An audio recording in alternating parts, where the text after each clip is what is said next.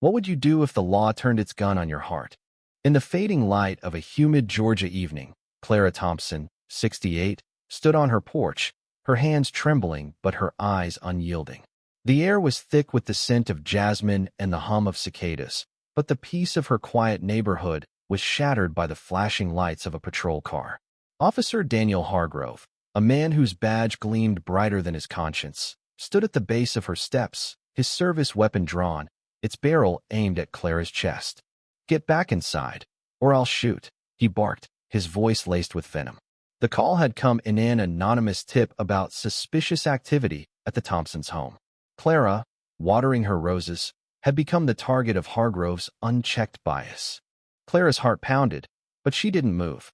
She'd lived through too much Jim Crow, marches, whispered slurs in grocery store resto cower now. "This is my home," she said, her voice steady despite the fear clawing at her insides. "I ain't done nothing wrong." Hargrove's face twisted, his finger twitching near the trigger. The neighbors, drawn by the commotion, peeked through curtains, their phones quietly recording the scene. Clara's mind raced to her husband, James, who was out back in his shed, tinkering with his old radio. Would he hear this? Would he know? Hargrove's radio crackled, but he ignored it, stepping closer. "You people always think you're above the law," he spat. The words hit Clara like a slap, but she held her ground, her eyes locked on his. She thought of her grandchildren, of the world they'd inherit, and her resolve hardened. "You don't scare me, boy," she said, her voice low but fierce. The officer's face reddened, his grip tightening on the gun. Then, a twist in the air, a soft click from the side of the house. Sarah, Clara's next-door neighbor, a young white woman who'd moved in last spring, stepped into view, her phone raised, live streaming to her small but growing social media following. "Officer, you're being recorded," she said, her voice shaking but firm. Hargrove froze, his eyes darting to Sarah, then back to Clara. The weight of a dozen unseen eyes bore down on him, the internet now a silent witness. For a moment, the scene hung in a fragile balance, the gun still pointed, the night holding its breath. But the true shift came seconds later. From the backyard, James Thompson emerged, his weathered hands gripping a hunting rifle, its barrel pointed not at Hargrove, but at the ground. At 72, James moved with the slow deliberateness of a man who'd seen War Korea, 1952, and survived. His eyes, usually warm with laughter, were steel now. "Lower your weapons, son," he said, his voice calm but carrying the weight of a lifetime. Hargrove's gaze snapped to James, his bravado faltering. The officer was younger, trained, armed with authority, but James had something stronger, love forged in decades of struggle. The standoff stretched, each second a lifetime. Clara's breath caught as she looked at her husband, his presence a reminder of their shared battles against poverty, prejudice, and time itself. Sarah's phone kept rolling, her quiet courage amplifying the moment. Neighbors began to step onto their lawns, their voices rising in a chorus of protest. "Put it down," one shouted.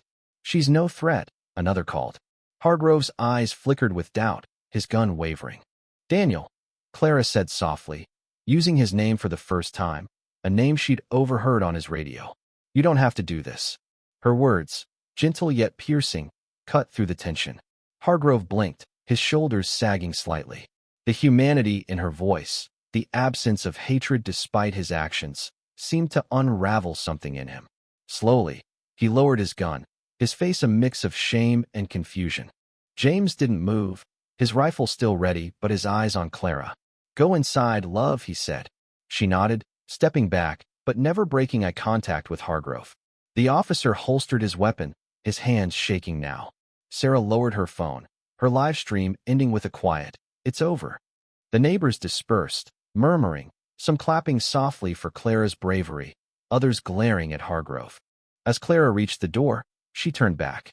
"We're all human, officer," she said. "Don't forget that." Hargrove stood silent, his badge no shield against the weight of her words. James lowered his rifle, his eyes never leaving the officer until Clara was safely inside. Only then did he turn, following her, his steps steady, his heart full. The next day, Hargrove's actions were the talk of the town, his career teetering as the video spread online. Clara and James sat at their kitchen table, hands clasped, their love a quiet rebellion against a world that still tried to break them. Sarah stopped by with fresh cookies, her shy smile a bridge across divides.